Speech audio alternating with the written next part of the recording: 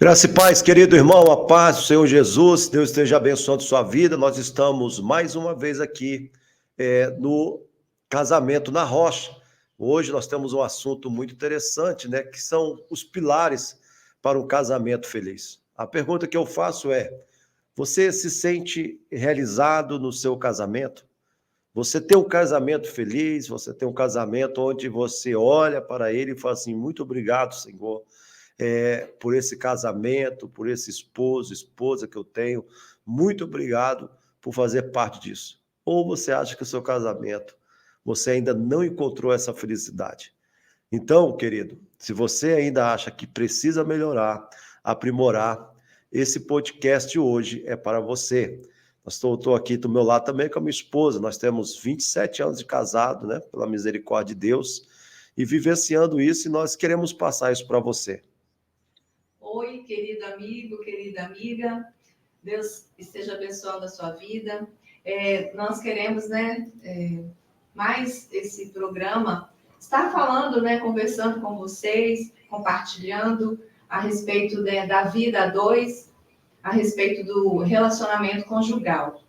E nós temos aqui para comunicar hoje, os pilares para um casamento feliz. Nós sabemos que a cada ano, vai se passando, vai acontecendo, assim, coisas novas, novidades. São ciclos, que o casal vai avançando, e temos também, assim, várias fases, importantes para a felicidade no casamento.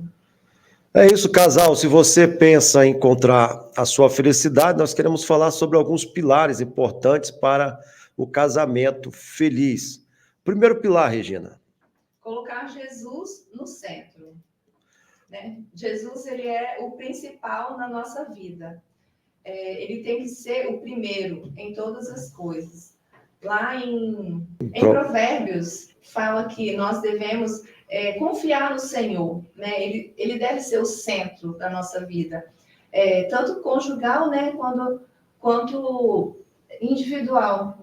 Jesus é o centro. Então, assim, nós devemos ter isso em mente, que em tudo na nossa vida nós temos que colocar Jesus no centro.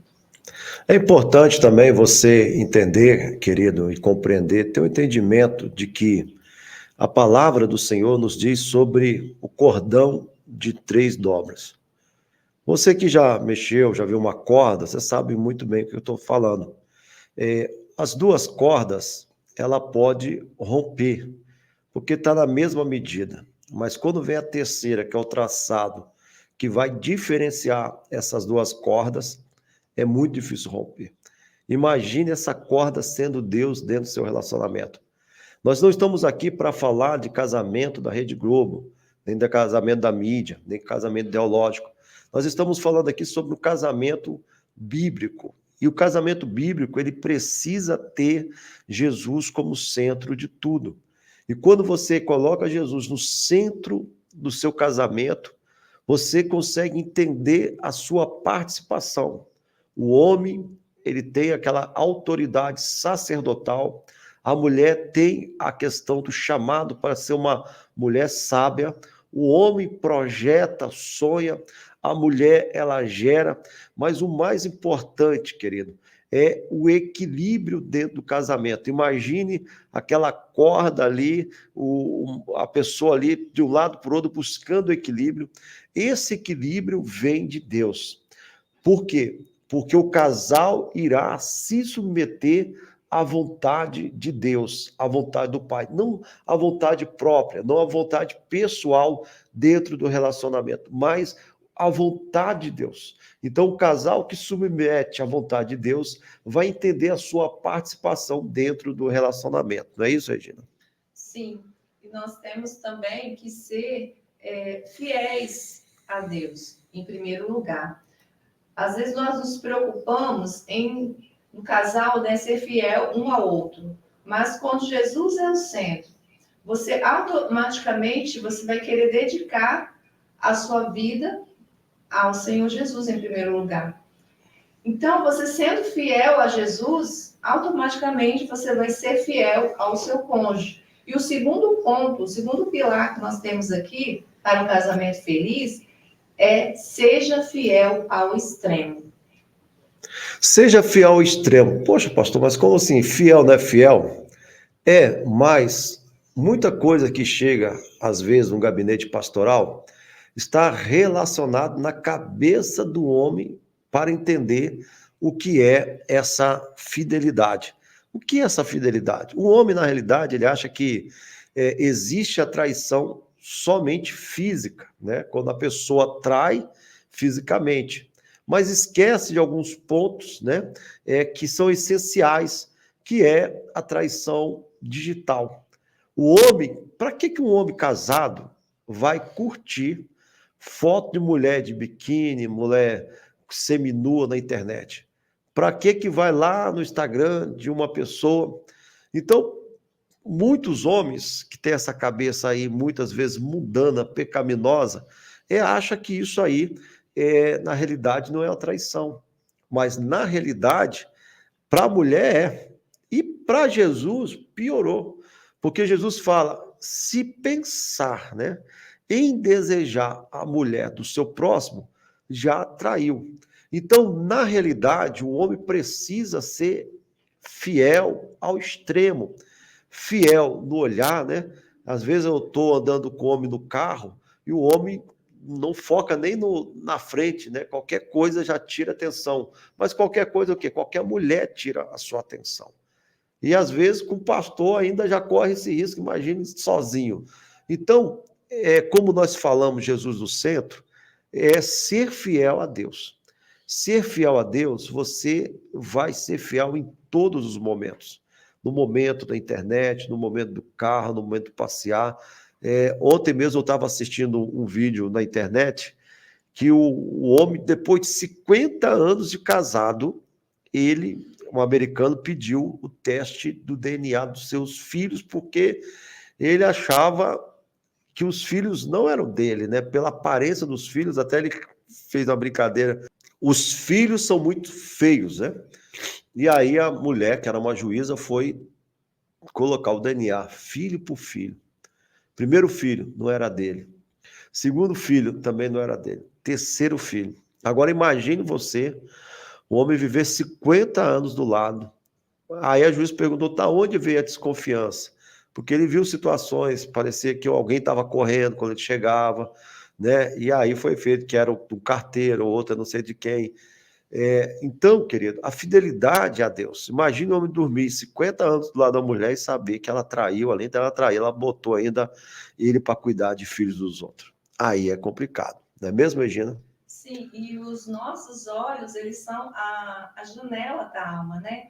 Então, se os nossos olhos forem bons, né, todo o nosso corpo ele vai ser luminoso. Porém, se os nossos olhos forem maus, né, já estamos em trevas. E o terceiro ponto é muito próximo, né, ao segundo. O terceiro ponto é respeitar um ao outro, né, que vem dessa fidelidade, né? Então, se você é fiel, automaticamente você também tem o respeito pelo seu cônjuge. Nessa questão, né, de olhar para o outro, né? A mulher olhar para o outro homem, o marido olhar para outra mulher, isso vai afetar muito no relacionamento, porque a pessoa pode se sentir, né, desprezada, se sentir inferior. Isso vai criando, né, no interior ali da pessoa, um sentimento, né, negativo, e talvez ela possa ali ver a situação, não falar, se sentir, né, triste, e aí vai assim, se distanciando, porque a pessoa, né, com a qual ela se casou, não está focada nela, tá assim, dispersa, né, com outras coisas, às vezes a televisão, dia de domingo, assistindo programas, né, com mulheres lá seminuas, e a esposa passa, vê, e o marido acha que está normal, mas a mulher não fala, mas ela se sente, né, desprezada, né, abandonada, inferior. Isso é muito importante, né, o casal ter essa consciência de estar assim ligado, né? Porque o espiritual, o diabo, né, ele está vendo, né, as brechas. Então, se a mulher ou o homem der uma brecha, aí ele entra e para destruir mesmo o casamento. Diante desta questão, né, do respeito um para com o outro, é muito importante entender algumas questões. A pessoa precisa, então, saber quem está do seu lado. Como que? Como presente dado por Deus.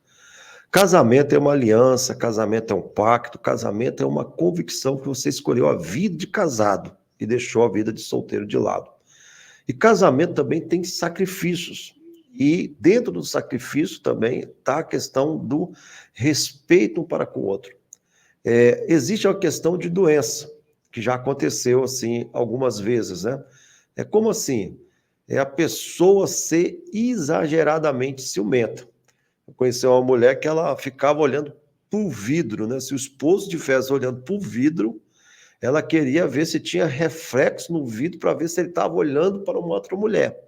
Então, isso é algo doentio, né? Tem essa questão do algo doentio. Então, a mulher ficava ali com o olho de coruja 360, o marido, ele fala assim, pastor, eu já não quero vir na igreja, não. Eu já estou correndo de vir na igreja, porque quando eu venho na igreja, se eu virar, eu estou olhando para a mulher. Se eu virar, eu estou olhando para a mulher. Se eu virar, então, a igreja, para mim, já se tornou lugar de perturbação, porque eu não consigo vir para a igreja e ficar em paz. Eu tenho que entrar na igreja e fechar meu olho, né? Fechar meu olho. Isso porque para onde que eu olho, a mulher briga. Se eu olho para lá, você está olhando para fulano, você tá olhando para o Beltrano, você está olhando lá para frente, lá, porque é mulher e tal. Então, a pessoa abriu o coração, você, pastor, hoje, igreja para mim se tornou lugar de perturbação. Eu não venho mais para louvar Deus, eu só venho para ouvir que eu estou olhando para a mulher. Tem esse lado que também. Mas o segundo é que tem a pessoa que desrespeita. Está do lado às vezes o homem está do lado da mulher, mas fica olhando, fica vendo e cria esse desrespeito, né? Eu lembro até uma situação que nós estávamos lá no Egito, e no Egito tem um passeio do barco Nilo, né? Lá no Egito tem um passeio lá do Rio Nilo de barco, muito bom, restaurante, ótimo, né? E eu já viajei lá 7 vezes e já sei que chega um momento ali que tem as danças, né? Culturais lá do Egito. E uma das danças é a dança do véu, né?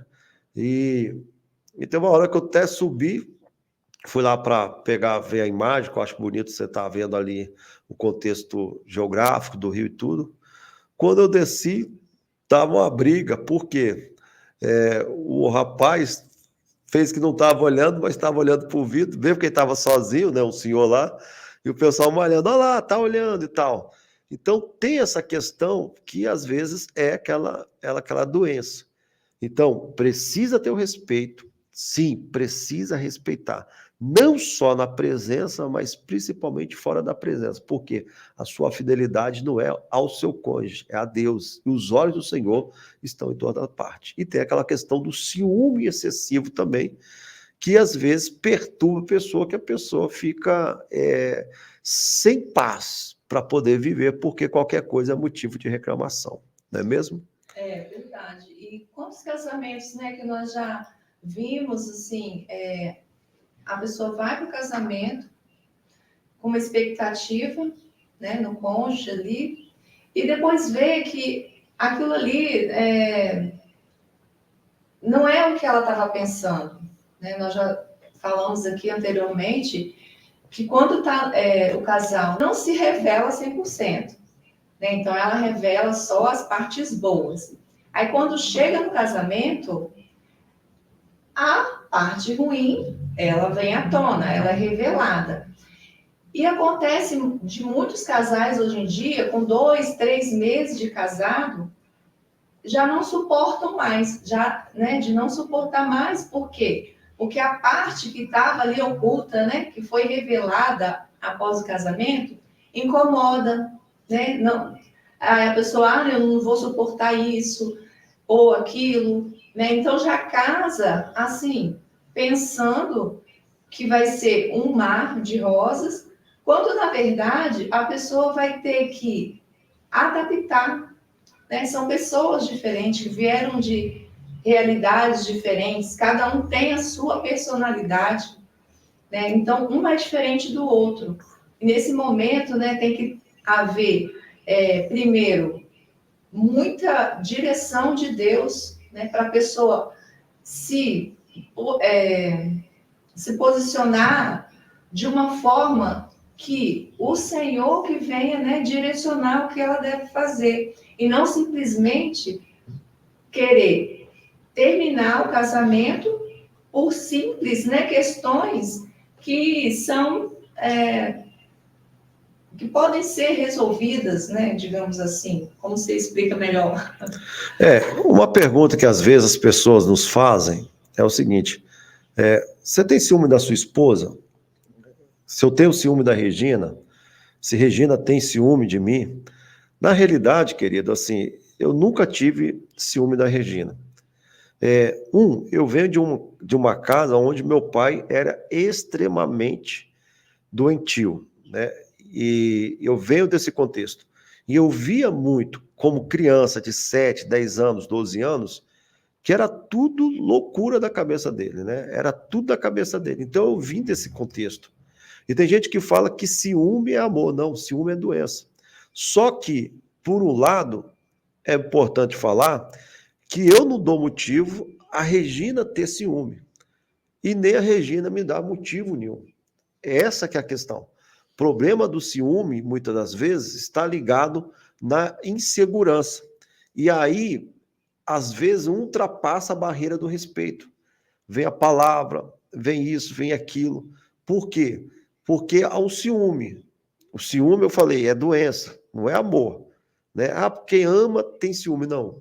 Só que tem pessoas que passam segurança ao seu cônjuge, respeito, né? Responsabilidade. Então, a minha esposa, ela pode sair para onde ela quiser. Eu tenho segurança em quem é ela. A mesma coisa eu. Eu saio e ela tem segurança, não é mesmo, Regina? Sim, com certeza. Nós passamos, né, essa segurança porque tudo volta lá no início. Aonde que está o centro, né, da sua vida?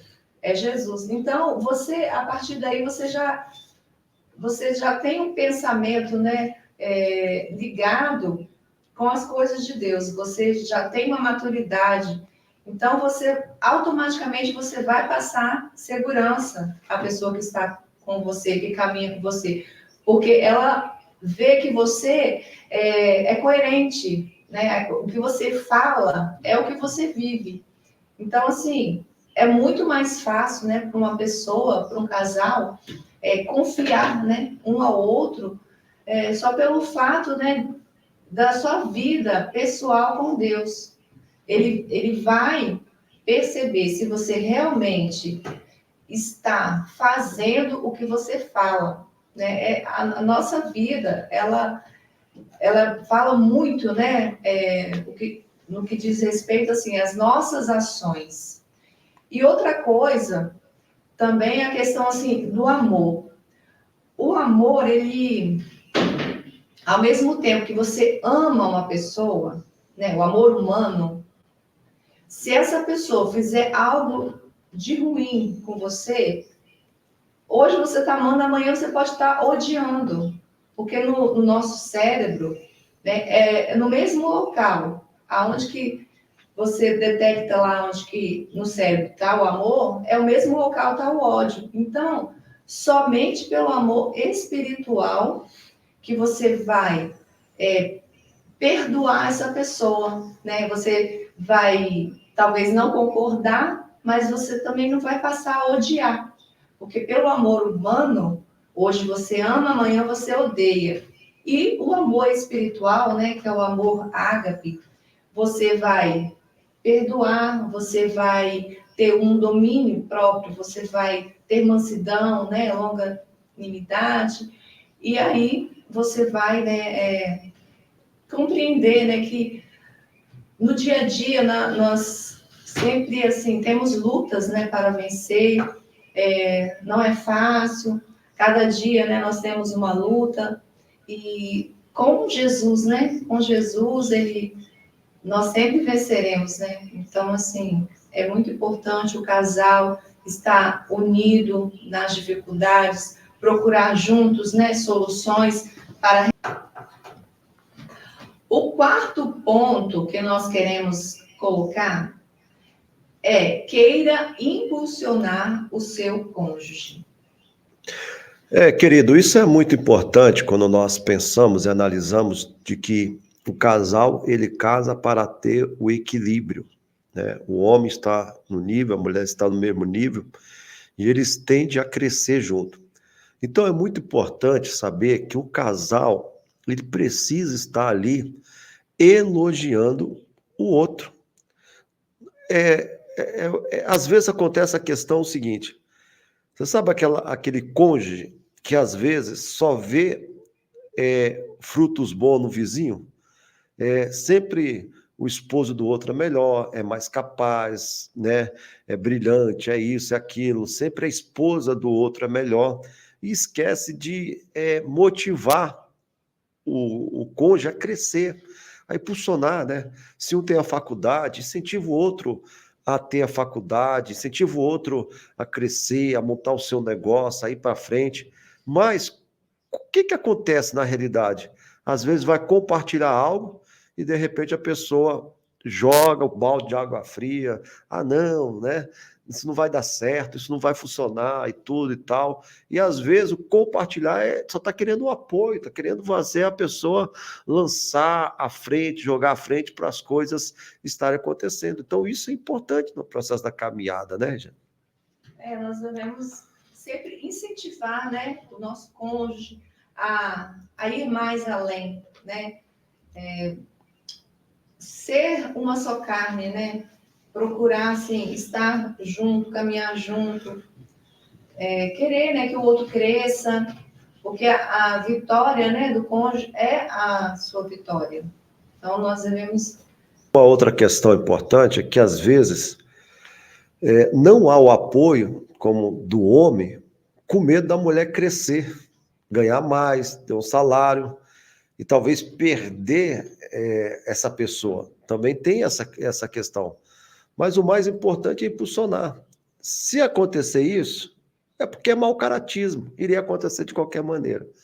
Porque quem ama realmente vai ser um amor sacrificial. Sempre vai ter essa dinâmica de vivenciar o amor em toda e qualquer situação. Então, às vezes, tem marido que não tem dificuldade da mulher ganhar mais, da mulher se superar, né? Então, às vezes, está ali mais para segurar com uma corda puxando para trás cada vez mais e aí perde a possibilidade dos dois crescerem na vida, né? Próximo ponto. O nosso próximo ponto é perdoar e sempre pedir perdão.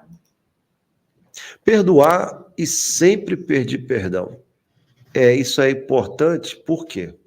Porque, na realidade, nós somos imperfeitos. Você casou com um marido imperfeito, você casou com um marido falho, você casou com uma esposa imperfeita. Nós somos seres humanos e não somos perfeitos, essa que é a realidade. E às vezes erramos, diariamente erramos. Só que muitas vezes há muita manipulação. A pessoa erra, tenta manipular o outro, que não é errado, e ainda quer botar a culpa nas costas da outra pessoa. E aí que fica complicado. Então, dentro do relacionamento, o perdão ele faz parte de pedir perdão, se desculpar, liberar perdão. Por quê? Porque casamento perfeito não existe, querido. Casamento perfeito não existe e nós erramos dentro do relacionamento, né? Eu creio que existe casamento mais estável, com 80%, quem sabe 90%, mas 100% não tem dentro dessa relação. E aí que está essa questão. Por quê? Porque quando você entende que o outro é imperfeito, você sempre vai estar disposto ou disposta a perdoar a pessoa. e a pessoa também vai estar disponível a te perdoar, porque entende realmente que nós somos seres humanos e falhamos, né? Um sempre vai ter que ceder, né? Não pode, assim, os dois, né, continuar puxando a corda cada um para o seu lado. Um vai ter que ceder para poder, assim, caminhar juntos, né? Então, é muito importante você pedir perdão, né? E sentir que foi perdoado. É muito importante para você continuar, né, no seu casamento, esquecer as coisas, né, que para trás ficaram. Às vezes você já foi perdoado, mas sempre vem à tona o mesmo assunto, né? O mesmo assunto de coisas que já foram passadas, já foi perdoado, já foi esquecido. Então, nós devemos ter essa maturidade, né? De seguir em frente, esquecer das coisas que para trás ficaram e caminhar, né? Para frente, buscando, assim, acertar, né? Mais vezes do que errar. E é isso. Nosso próximo ponto agora é comunique-se bem e ouça bem também.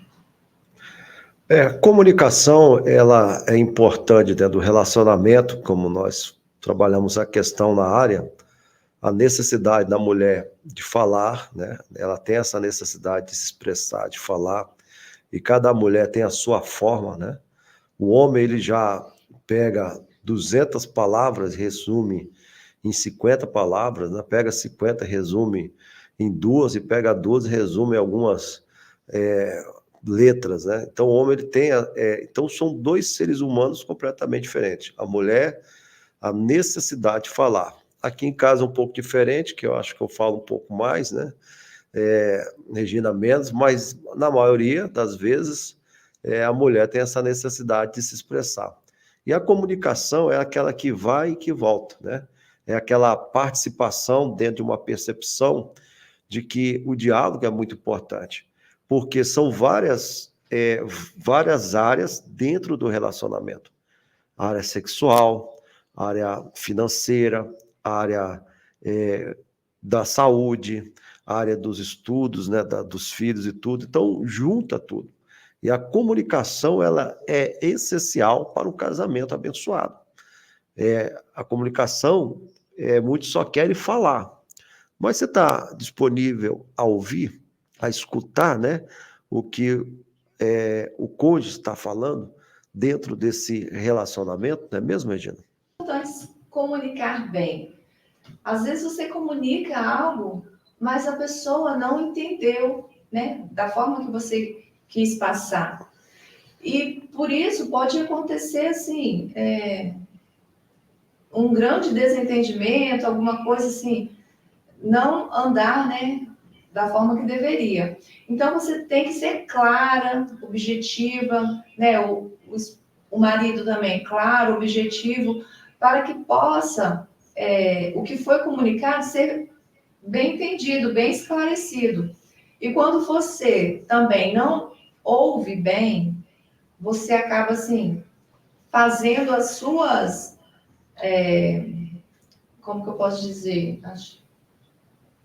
Você pode tirar as suas conclusões daquilo que você ouviu, mas às vezes você não entendeu, né, o que o seu cônjuge quis dizer. Então você não pode, assim, tirar conclusões precipitadas. Você tem que parar, ouvir, se for necessário, até você fazer uma pergunta. É isso mesmo que você está falando? É isso mesmo que eu estou entendendo? Para que não haja dúvidas. Por isso é muito importante a comunicação. Se você tem algo para falar, se comunique.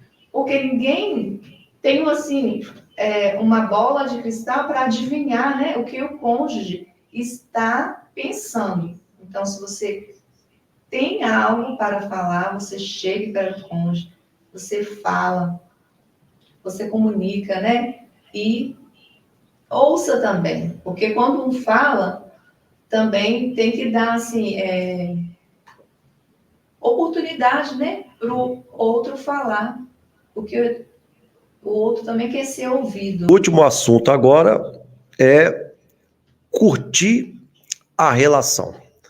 Como assim curtir a relação? É aproveitar momentos a dois. É proporcionar esses momentos a dois. Então, na realidade, tem uma questão que muitas vezes acontece no gabinete pastoral, que a pessoa chega assim, pastor, eu vou me separar. Por que eu não vou me separar? Por quê, irmão? Qual o motivo? Ele não me leva no cinema, ele não me leva no shopping, ele não me leva isso, não sei o quê, não sei o quê. Então, isso não é motivo de separação, né? Mas tem que criar momentos a dois, né? Querido, assim, curtir a relação é você proporcionar momentos agradáveis a dois. É curtir um ao outro. Então, você pode curtir no shopping? Pode curtir ao shopping. Mas você pode curtir na cama, você pode curtir no friozinho, você pode curtir um momento de praia, momento de relacionamento. Então, quando eu sempre falo nos casamentos, né, que a pior solidão é a solidão a dois. É você estar no mesmo ambiente do que a pessoa, mas se sentindo só. Essa é a pior solidão, porque solidão a só é normal, né? E criar momento de viagem também. Às vezes tirar o escorpião do bolso, viajar, curtir. Mas curtir, eu conheço casais que, na realidade, eles não conseguem sair sozinhos. Porque se sair só o casal, eles não têm como, né, trocar conversa dentro do relacionamento. Então, precisa levar alguém, precisa chamar alguém. Para quê? Para poder o marido ficar conversando com o rapaz, a mulher com o outro, né? Por quê? Porque os dois não conseguem se comunicar. E já chegou uma situação que eu conheço, que foram dois casais para curtir a praia, né? Curtir a praia. Aí o esposo deixa a esposa ali na praia e vai com o casal, batendo papo e larga a mulher sozinha, entendeu? Por quê? Porque não tem assunto com a mulher. E aí, mas tem assunto com os outros. E isso não pode acontecer. Então tem que criar esses momentos de bate-papo, esses momentos a dois, de relacionamento são muito importantes, não é, Regina? Com certeza. Quem nunca passou por uma situação assim que o celular, né, passou a ser o centro ali do relacionamento? Às vezes você vê em restaurante, vai um casal para o restaurante, aí cada um pega o seu celular de frente, né, para o cônjuge, mas está ali no seu celular, o cônjuge no outro celular. Então, assim, passa a não dar importância para a pessoa que está do lado. Do mesmo jeito, é na praia, né? Cada um pega o seu celular, fica ali olhando, conversas de WhatsApp. Às vezes tem um tempo para resolver assuntos, né? Que é no celular, resolver, né, problemas e tal. Mas na maioria das vezes é para ficar ali olhando o Instagram, conversando com pessoas, com amigos, né? Que não estão ali. E a pessoa que está ali, ela fica praticamente invisível, né? Não tem atenção devida e até em famílias, né? Também você pode ver que às vezes está a família sentada no sofá, cada um com seu celular.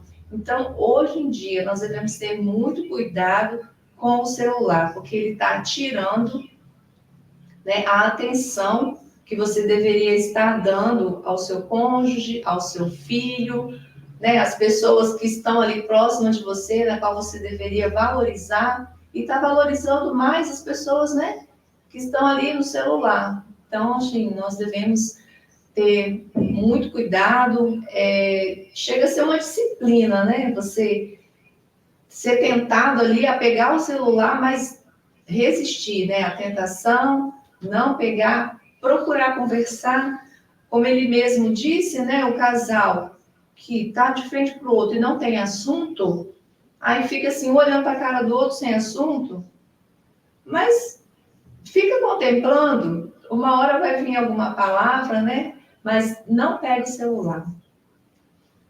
Isso aí. E se você não aproveitar esses momentos, eu quero aconselhar pelo menos os jovens casais, né? vai cobrar você lá na frente. Então aproveita hoje. Você que casou novo, né? Tá aí com a potência lá em cima, né? E cheio de vida, né? Aproveita esses momentos, porque não adianta chegar lá com 70 anos querer aproveitar a vida, né? São esses momentos que marcam a vida. Tá bom? Eu quero te convidar, querido, para você deixar o seu like aí, é muito importante. Importante você também se inscrever no nosso canal, Casamento na Rocha, e nós vamos ficando por aqui. Que Deus esteja abençoando sua vida com todas as sortes de bênçãos nas regiões celestiais em Cristo. Deus abençoe e uma família abençoada, um dia abençoado para todos nós. Casamento na Rocha, Deus abençoe.